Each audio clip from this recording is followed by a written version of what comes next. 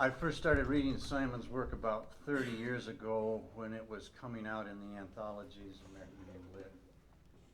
And I think your first book, Going for the Rain, must have been published right around that time. Oh, 76, okay, so a little later than that.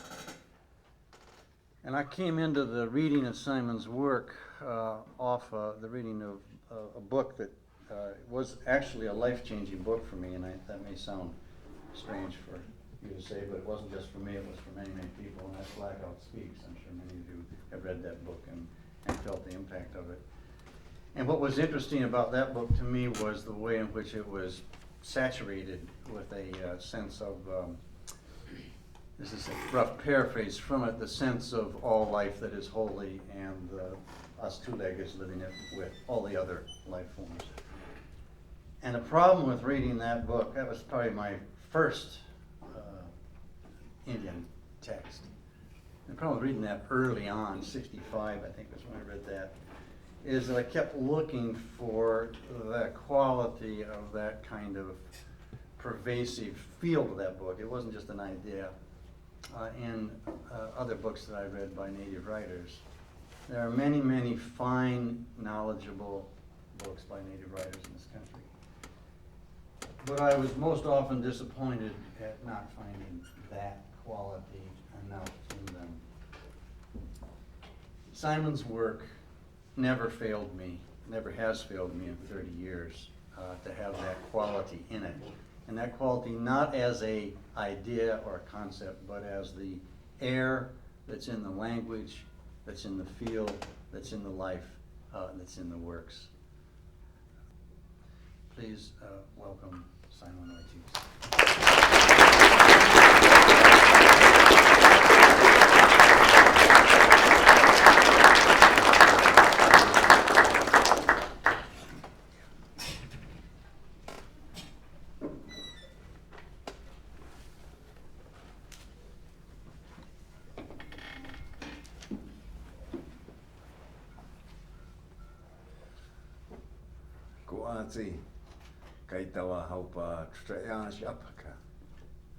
Hello, how are you? And I hope everybody is well this evening.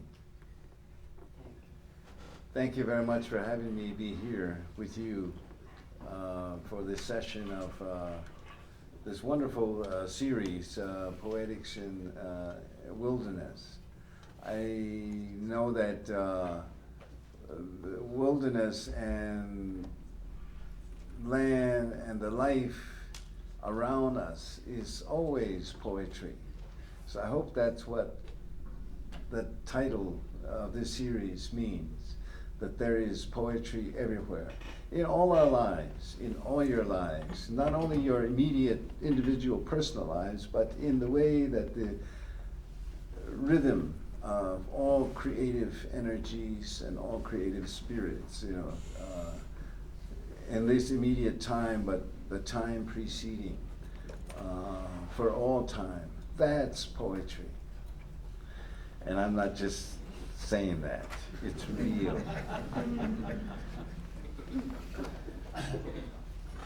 I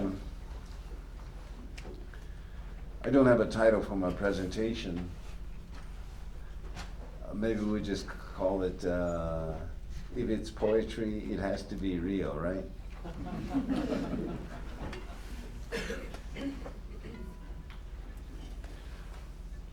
What I will do is just open it with with something that I recently read, and then I will proceed with some poems that lead into commentary, verbal insight that I hope that is pertinent to the topic and to the purpose for this series and for the course that you're all involved with. I would like to thank Professor Dunsmore, for having me be here, and to the University of Montana, and I guess it's the Forestry Department that sponsors or is within whose curriculum that this is. Yes, thank you to that. I'm not exactly an institutional person, but I know that we have to acknowledge things that are part of what makes the world turn. And it's true that some institutions make the world turn. Some institutions obviously are hazards and make the world creaky.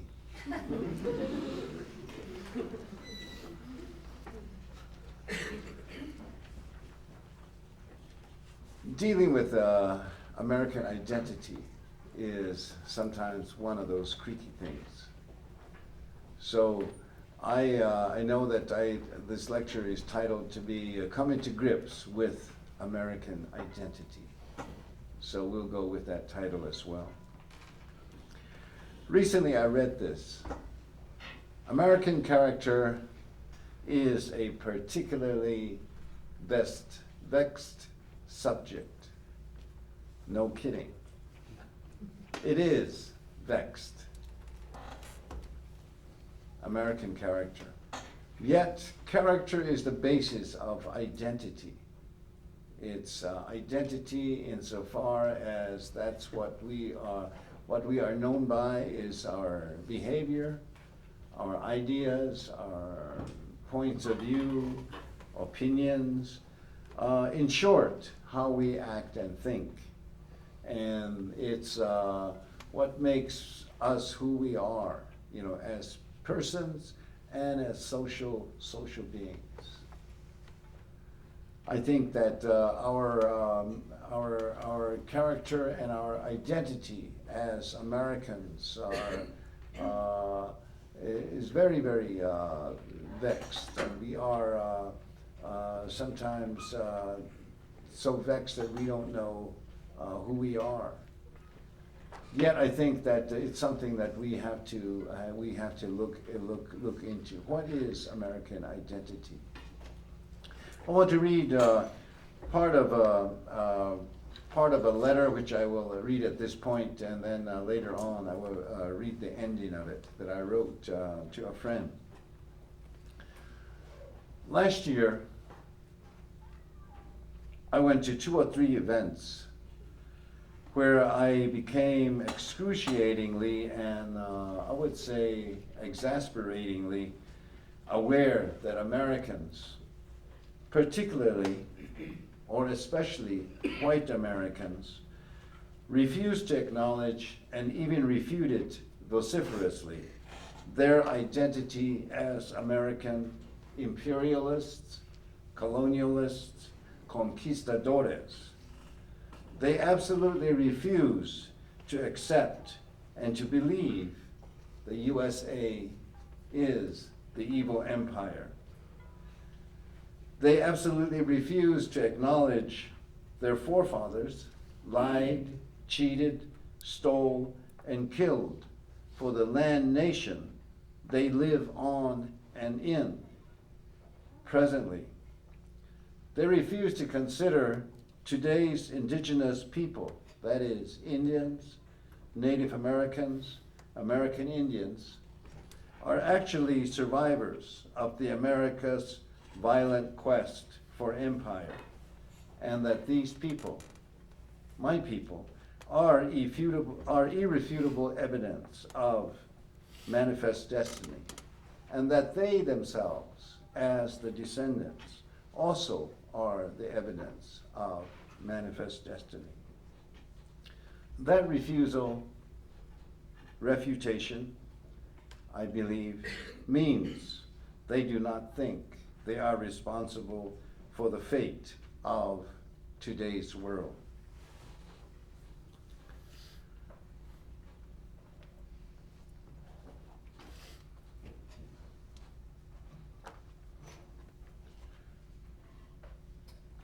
What's your Indian name? What is your name in your own language? It has to do with full moments of mountains, deserts, sun, gods, song, completeness. It has to do with stories, legends, full of heroes and seeing. You see, it's like this movement. Go to the water and gather the straight willow stems and bring them home. Work carefully at forming them. Tie on the feathers. Paint them with the earth. Feed them and talk with them. Pray. You see, son, Stamuti, the eagle is a whole person, the way it lives.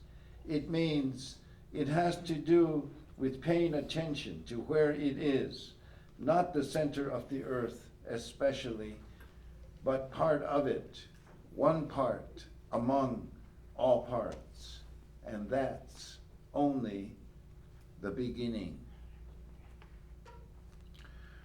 What my uncle Tony, Havia was his name, Havia Shata. Shata, you say when a person has passed on. What my uncle Havia told my sister and me.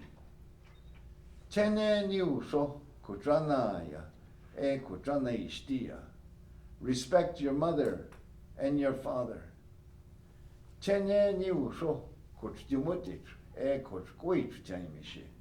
Respect your brothers and your sisters. Respect your uncles and your aunts. Respect your land, the beginning. Respect what is taught you. Respect what you are named. Respect the gods. Respect yourself. Everything that is around you is part of you. Hitrudzi is my Acoma name.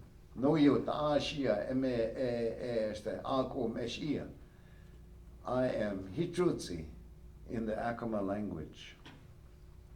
My real name, so to speak, Simon Ortiz, is my baptismal name, or my name that was given to me because I was raised in the Catholic religious church tradition.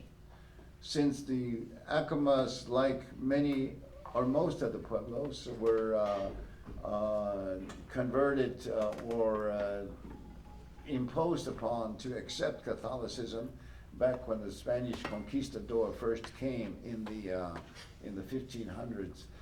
Subsequently, the people began to use last names such as Ortiz, and that's why my name is Ortiz. Others are Garcias, are Chavez, and names that are from the Spanish through the Catholic Church when people became baptized.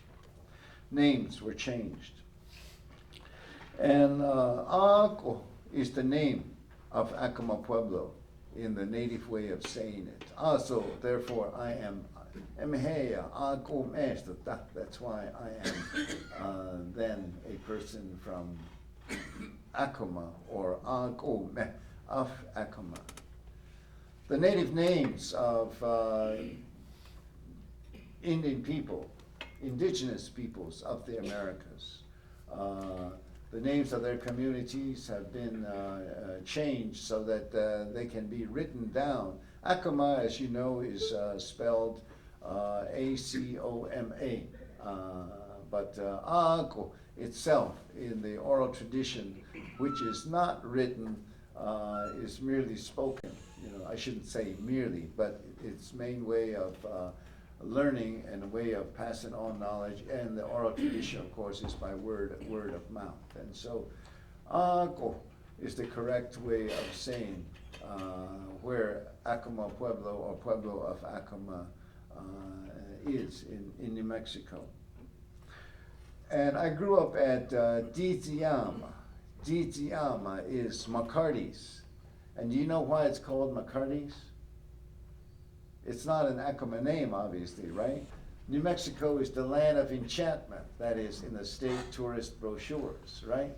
Just like Montana is the big sky country, right? Well, Acoma happens to be located up on a mesa, almost 400 feet off the valley floor. So it is atop a sandstone mesa, and it is some distance into the sky, therefore call it the Sky City.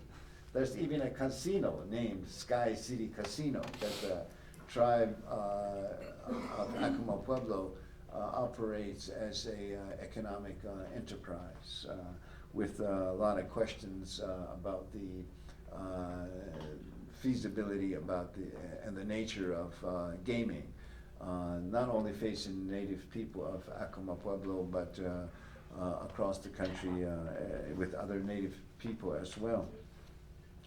Nevertheless, the language is Caris, and my name, Hitrutzi, and Aguar, and Diziyama. And the names of my children and grandchildren are in the Acoma, are in the native Acoma language. The language is very much an indication of our own land, community, and culture. And I believe that that's very important when we look at native identity and look at the forces that are at work or are at play in creating change. You know, my name Simon Ortiz, coming from one of those forces, Simon Joseph Ortiz, completely, and which is what it says on my driver's license and jail record and things like that. Hitrutzi is my Acoma name, and as far as I know, it doesn't appear on any such records. But nonetheless, that I would have to say for Native people is the true and real identity, you know, behind what we are usually known as indigenous peoples of the Americas.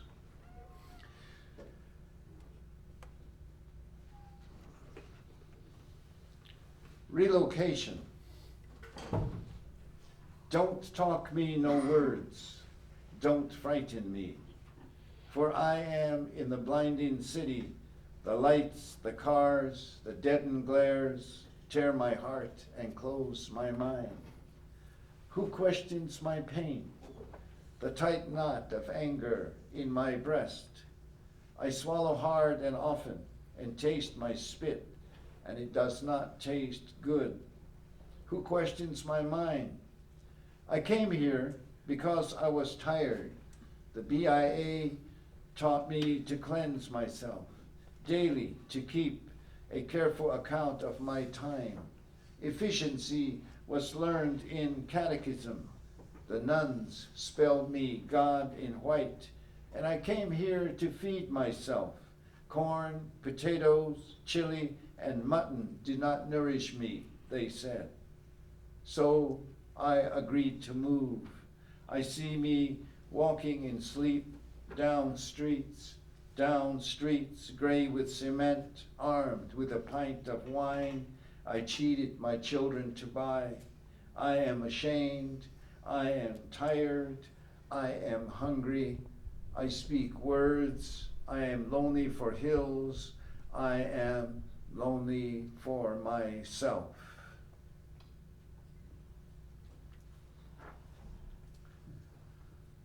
For those sisters and brothers in Gallup. Gallup is a border town, off-reservation, small city in western New Mexico, just right on the border, almost very close to the Arizona border, but it's in New Mexico. It's a border town that is close to the Navajo Nation, which is both in Arizona and New Mexico, and just north of the Zuni Pueblo, by probably about 25 miles, and west of Acoma, west of home by about 80 some miles. For those sisters and brothers in Gallup, he is that twisted shadow under the bridge. he is that broken root. I know where he came from. I've known you for so long. I want to take you home. He got hit outside the city limits. Once I saw a scatter of flesh and blood mashed into the highway east of Gallup. The car wheels shuddered over a lump, and my body and soul shuddered. Oh my God. I turned around up the road and drove slowly back. Oh my God. It was a dog left in tatters of skin, splintered bone, blood, and I dragged raggy meat, which was the leg, and threw it as hard and as far as I could, away from the interstate, and prayed and moaned for us. Oh my God, I know what is my name. She stumbled like a stuffed dummy against me, looked into my mouth with her opaque, remorseful eyes, and asked me for a drink. I have tried and tried and drunk to kill my anger in your goddamn town, and I'm afraid for you and me when I will come back again. Be kind, sister, be kind. It shall come, cleansing again. It shall rain, and your eyes will shine, and look so deeply into me, into me, into me, into me.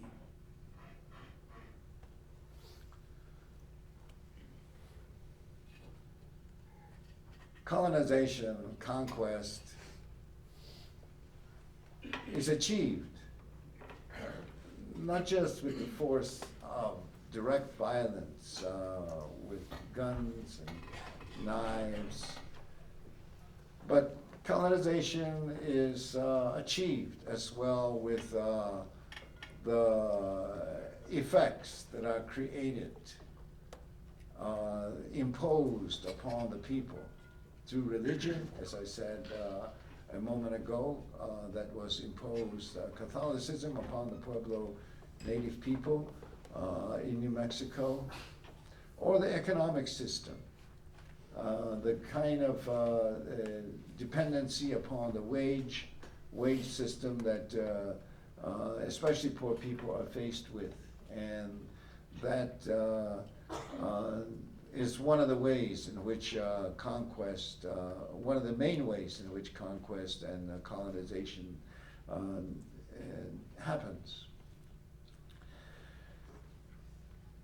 However, there are historical experiences and occasions that people have experienced. In January of 1599, Acoma Pueblo was virtually destroyed by the first colonial governor of Spanish colonial governor, or European colonial governor, that was appointed by Spain to rule or to impose the dominion of Spain in the New World, the northern New Spain, which was then north of Mexico, north of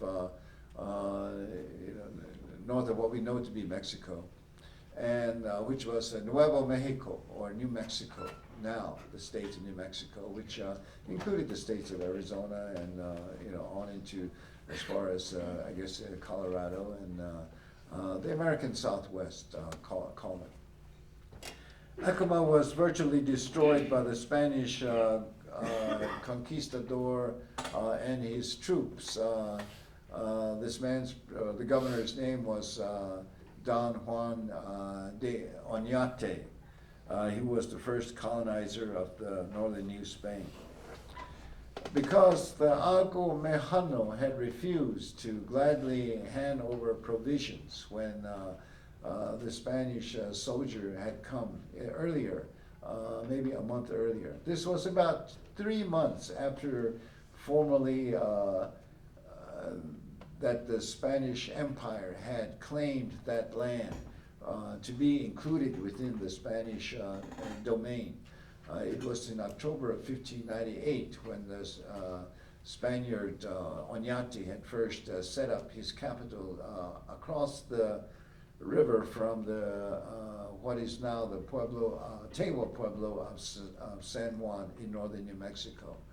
And only 3 months later is when they had come to Acoma, which is actually to the south and west of what was the capital then, and requested provisions, which they were given at first, but then they came back again, and that's when the Pueblo decided that they would resist, and because they refused, further provisions, to provide further provisions, and also refused to obey the subjugation or to refuse to be or submit to the Spanish crown. Then there was a battle that took place, and for about 3 days the Pueblo of Acoma fought until they were eventually overcome with the arms and the style of fighting that beset them, waged by the Spanish soldiers, until literally the Pueblo was destroyed. Many people, rather than submit or surrender, jumped to their death off the cliffs of Acoma, it is told. This is in the Spanish archives, of course. And it was I'm sure, a very disastrous and gory event. And eventually, surrendered, and it had no choice. And the people and the people stopped fighting. Well, after that, Oñate himself sentenced the people to for refusing to obey the law at that time, the Spanish law. Then the people, as warriors, had their feet, one foot cut off, and the arms of warriors, they were severed. And the children, below the age of 12, were sent off as slaves. And the Acoma virtually was, the Pueblo of Acoma was virtually destroyed. And that was in January of 1599. And it would have probably perished and no more if other people had not come to help at Anco after that, because people had left the Pueblo and went into exile, but they came back. And Acoma is one of the pueblos with a number of clans, and some of the clans are from other communities, other pueblos, and the pueblo currently survives and continues to be inhabited as it was before the arrival of the Spanish, which had taken place earlier, actually, in 1540, when Francisco Coronado was the first explorer who came to that part of the American Southwest. Although it was not until 1598 that the formal colonization under Oñate began. But that's what happened in 1599. And Acoma was one of those pueblos, or one of those indigenous communities which faced annihilation or near annihilation by direct, forceful action by the conquistador colonizer, in that case the Spaniard, the first Europeans in the American Southwest. However, as I said, conquest is not always by direct force of arms. It is, as I read in that first poems, relocation, and for those sisters and brothers in Gallup, also through the, uh, uh, the loss of integrity, especially by the use of alcohol. And it has had its toll upon persons such as myself, as well as clans and families and communities.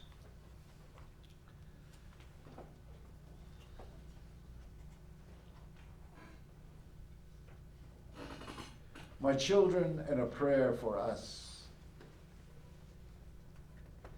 Raho says, you take a feather and you this white stuff and you let it fall to the ground. That's praising. Yes, son, it is. And your words will always remain like that. Be strong and think clear thoughts.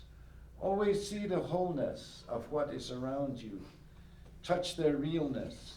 Feel the vibrating motion of mornings. Exult in your presence with the humility that true knowledge imparts. That you are one part among many and all parts.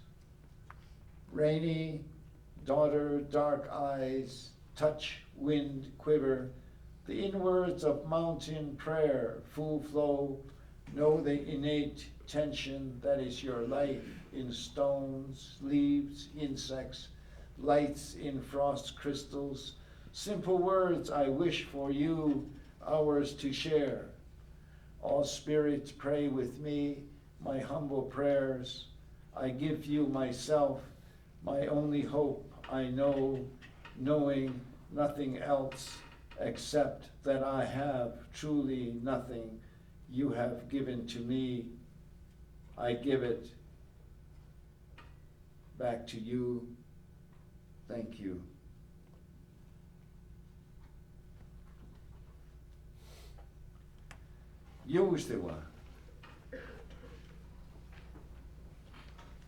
Yushtiwa was an old man who we also used to know as Sharaoko, tomato. Hashti says Sharaoko, people would say lovingly. Beloved old man, tomato. Whenever people are driving along and stop to offer Yoshiwa a ride, he refuses and says, I still have my legs. My father says, saying it like the old man, a slow, careful drawl, and my mother corrects him.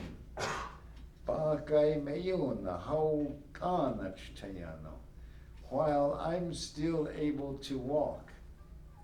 Yoshua has been sick lately. Either something fell on him or else he got bit by something, she heard. Apparently he still gets around though, pretty much because like my father says, one fellow had said, that old man, he's still tomcatting around, visiting. You see him in Acomita along the road or in McCarty's. I chuckle at the expression, picturing the old guy in mind. After all, Yushua is only 114 years old at last count. One time, David and I were coming from Acomita, my father says, and we stopped for him. Recognizing me, he got in and said, Ako tsairai kota. And as we drove, you're tsairai, aren't you? And as we drove westwards, up here, this way, he told us many things. I had asked him, Naishtia, Father, how do you come to live as many years as you have, to be so fortunate as to mature as healthy and firm as you are? And he said, if you live enjoying and appreciating your life, taking care of yourself, caring for and being friendly with others, if you use the plants that grow around here seeing and knowing that they are of use, boiling them into medicine to use in the right way in caring for yourself, cleansing and helping your body with them. That's the way I have lived. That's the way he said it, my father says. Shad Oka, as I said, Old Man Tomato, told us about the time that he was just going outside of his house to take a leak or to pee outside his home when he saw off to the east, not where the sun usually rises, but a little bit north, a light reaching up into the sky. That was the time when the El Paso natural gas line that goes through the reservation had ruptured in Acomita, or Dichana, which is its real name. The El Paso natural gas line had laid its gas route right through the reservation. And of course people opposed it, but nonetheless it went through our best gardens and orchards and so forth, because it was usually the easier route to take, just like the railroads. And old man Shad Oka said that that light was in the wrong place. I remember him saying that. The El Paso Natural Gas Company, of course, later on came up to the tribal meeting house and promised that his company would make restitutions for the homes and that were burned and the fields that were destroyed when the gas line blew up.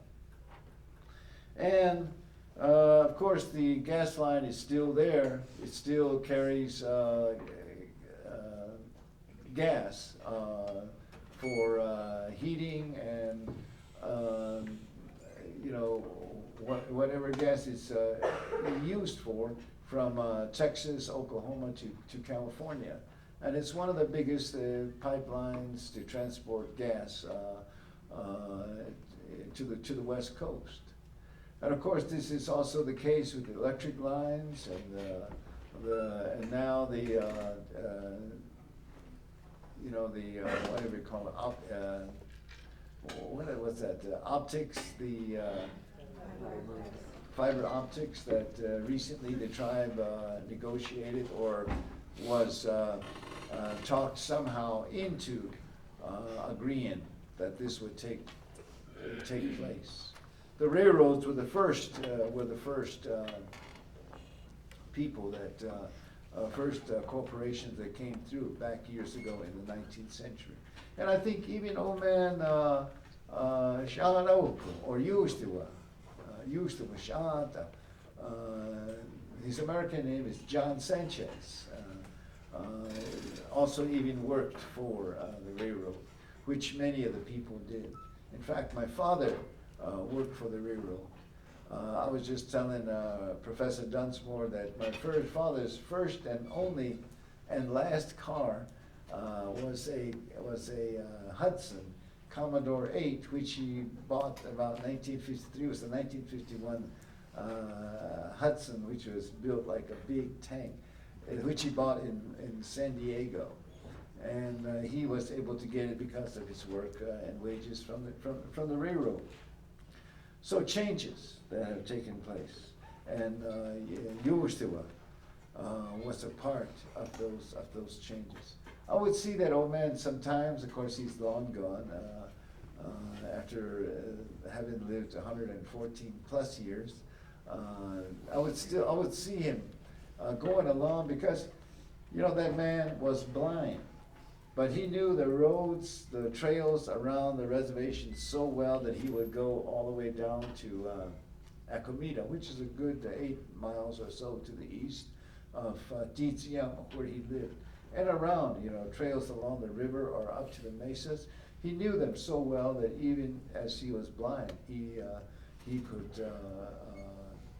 go on those roads. He knew that land and the people so well. And people, of course, like I said earlier, would tease among each other and say, there's old man Sean Oak, tom-catting around.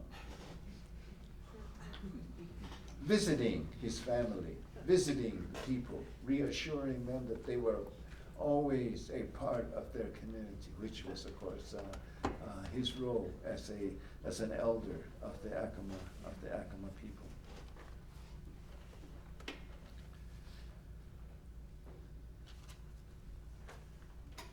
A designated national park. Montezuma Castle in the Verde Valley, Arizona. Designated federal recreation fee area. Entry fees, $1 for one-day permit. Montezuma Castle only includes purchaser or others with him in private, non-commercial vehicle. 50 cents for one-day permit.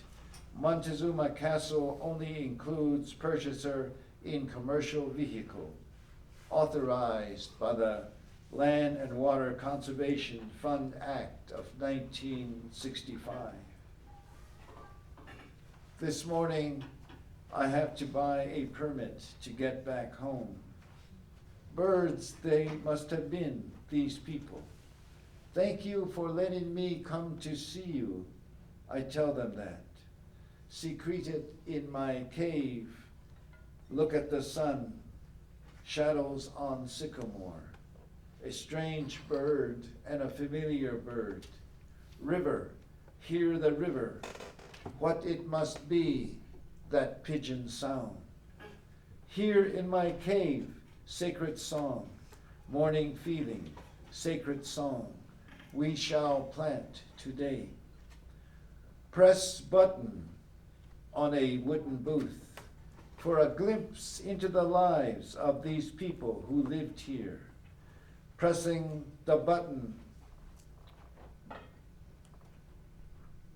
I find painted sticks and cloth fragments in a child's hand, her eyelashes still intact. Girl, my daughter, my mother, softly asleep, they have unearthed you. 59th Congress of the United States of America, at the first session, begun and held at the city of Washington on Monday, the 4th day of December, 1905, an act for the preservation of American antiquities. And a last signpost quote, built sometime between 1200 AD and 1350 AD, abandoned by AD 1450, signed / the Sinagua Indians. See museum for more information. The loss of land has been the loss of communities, the loss of some continuity or the momentum in some respects. Disruption of that continuity. We know, I'm sure, that wherever we live, there are sites, archaeological sites where Native people, indigenous people have lived. The Colorado Plateau, which is my ancestral lands in the Southwest, reach really from the Silver City, southern New Mexico, southwestern New Mexico, all the way northwards to Colorado and Utah.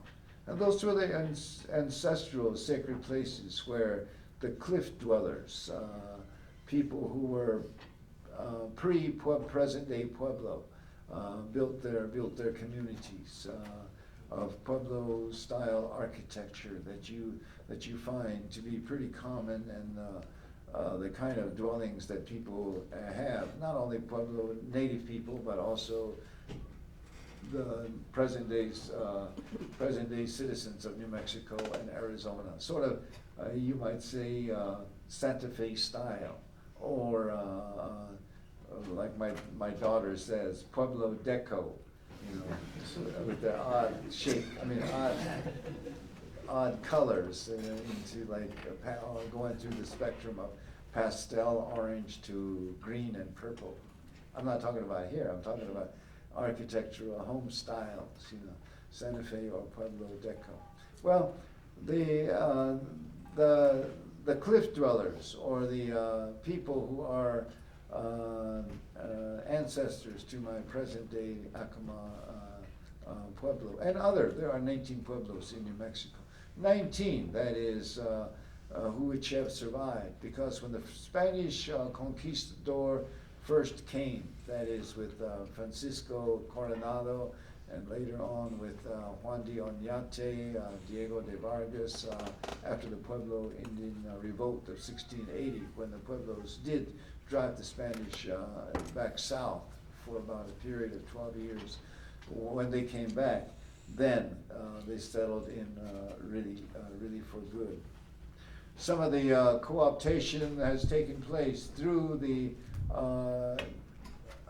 acculturation, reverse acculturation of lifestyles, you know, like the Pueblos, at least insofar as the architecture is concerned.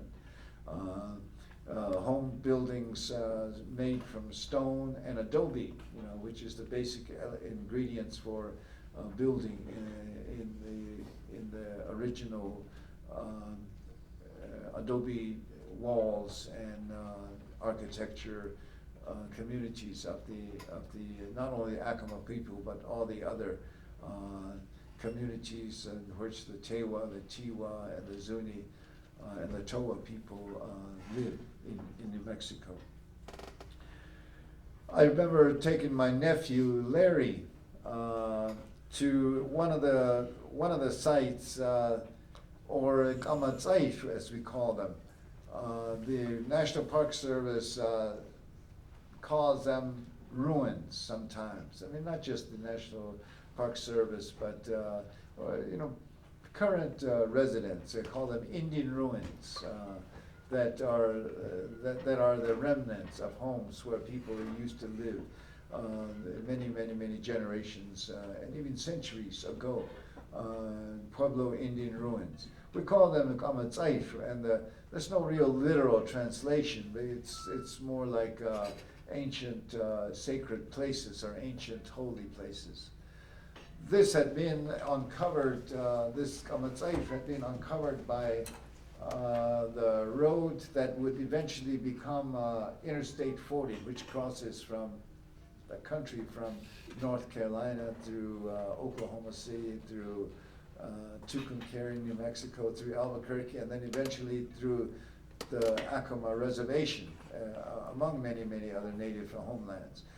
We went up there to this one place where before the actual construction of I-40 had begun, and we just to look at this place, ancient place of our homeland, of our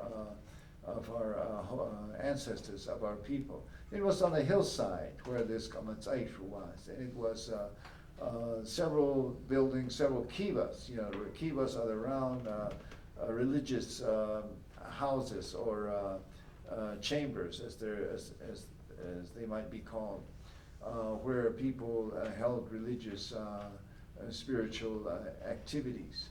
And they were, of course, areas for storage and for domestic household use. And I always remember that because Larry, who is probably about 6'2" now and is a grown person, I carried him up on my shoulders because I was in high school at that time, so that was a number of years ago, a couple of years ago only. But when I think about it, I could not lift one limb of him now. But he was small enough so that he was probably about 3 or 4. I was able to carry him. We walked several miles to this place and felt we were there, someplace where our ancestors had been.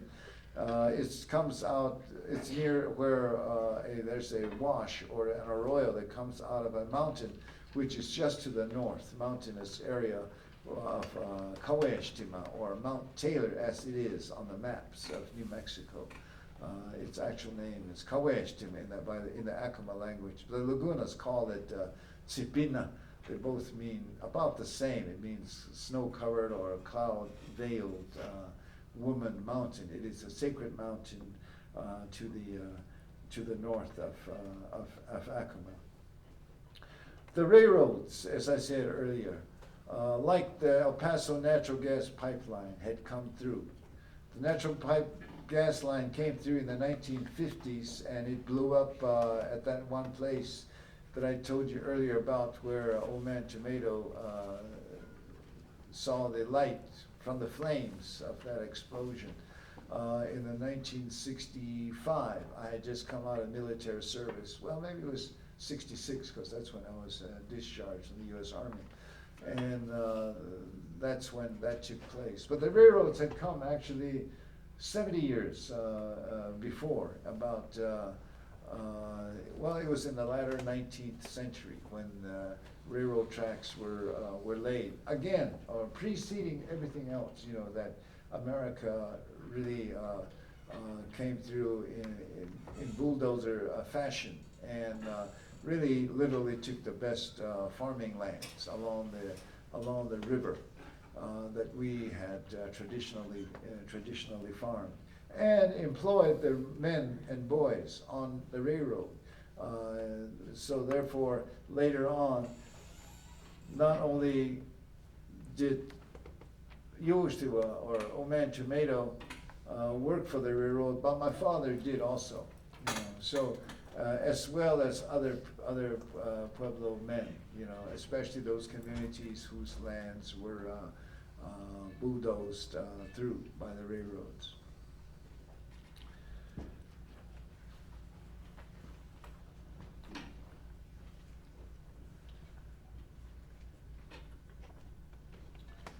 The elder people at home do not understand. It is hard to explain to them. The questions from their mouths and on their faces are unanswerable. You tell them, the state wants right of way. It will get right of way. And they ask, right of way. What is this right of way? And you say, the state wants to go through your land. The state wants your land. And they ask, the Americans want my land. And you say, yes, my beloved grandfather. And they say, I already gave them some land. And you say, yes, grandmother, that's true. Now they want more to widen their highway.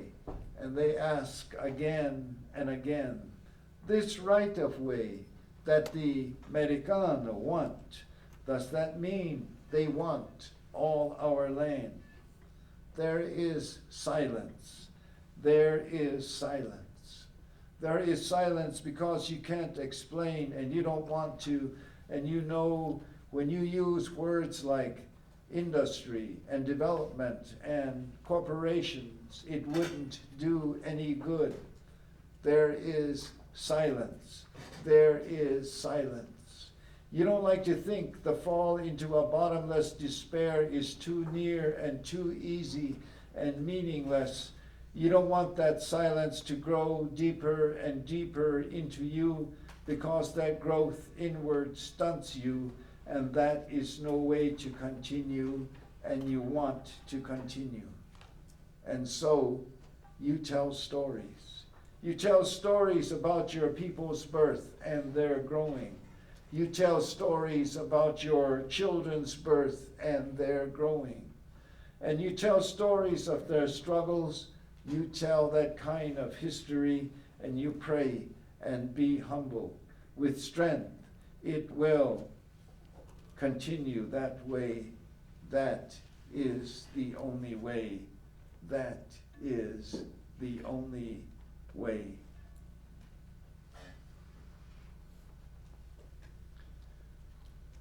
And it's stories that include the few things that I told you about Old Man Yoshua, or tomato, whose American name was John Sanchez, who worked for the railroad. It's stories like his, or stories that include my father. And it's stories that include this man whose name I never got, although one time somebody said to me when I told this story, which is in a poem, and he said, "It must be old man Ernest." I said, "I don't know what his name was." Yes, it was probably Ernest. I have met this old man that said these words. That's the place Indians talk about. That's the place. At a meeting in California, I was talking with an elder Paiute man. He had been a range rider and a migrant laborer. He spoke about Coso Hot Springs, a sacred and healing place for the Shoshonean peoples, enclosed within the China Lake Naval Station. Like Los Alamos Scientific Laboratories in New Mexico, the Naval Station is a center for the development, experimentation, and testing of U.S. military weapons. The elder man, wearing thick glasses and a cowboy hat, said, "That's the place Indians talk about." We go up there and camp. Several days we stay there. We have to take horses, wagons, or walk, and we would stay for the days we have to. The Coastal Hot Springs would talk to us, and we would talk to it. The people have to talk to it. That's the place Indians talk about. That's the place. Children, women, men, we would all go up there. You drink that water, it makes you well. You put it on your hands, face, all over, and you get well, all well. That's the place Indians talk about. The Coastal Hot Springs the people go to. You take a flint like this, a hard stone in your hand, and you give it like this. When you pray, when you sing, when you talk to the hot springs, you talk with it when it talks to you. Something from there, from down in there, is talking to you. You could hear it. You listen. Listen. You can hear it. The stones in the earth rattling together. The stones down there moving around each other. When we pray, when we sing, when we talk with the stones rattling in the ground and the stones moving in the ground. That's the place Indians talk about. Oh, we stay for some days. You could hear it talking from far away inside, the moving power, from far away coming to us pretty soon, getting closer, getting close. The power is getting close, and the ground is hot and shaking. Something is doing that, and the people know that. They have to keep talking, praying, that's the Indian way, singing, that's the Indian way, and pretty soon it's there. You know it's all around. It's right there, and the people are right there.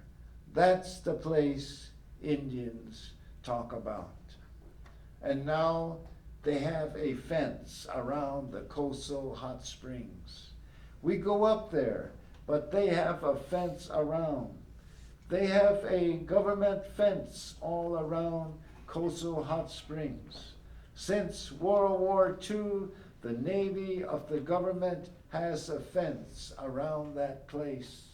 The people go up there to talk with the hot springs, to use the power to keep ourselves well with, but there is a fence with locks all around, and we have to talk with the Navy people so they can let us inside the fence to the hot springs. We go up there to talk with the hot springs power, but the Navy tells us we have to talk to them. We don't like it to have to do that. We don't want to talk to the government fence, the government Navy. That's the place the Indian people are talking about now. For many years, the people went up there. Families from all over, from Nevada, from Utah, from Arizona, from North California, from South, from all over, from any place. Families have to travel by horses, wagons, and now by cars and walking. We keep going up there. For all this many years, we have to keep talking to the power of the power in the earth. We have to. That's the Indian way. We don't like to talk to the fence and the Navy, but for a while we will. And pretty soon we will talk to the hot springs power again. That's the place Indians talk about. Listen, that's the way you hear.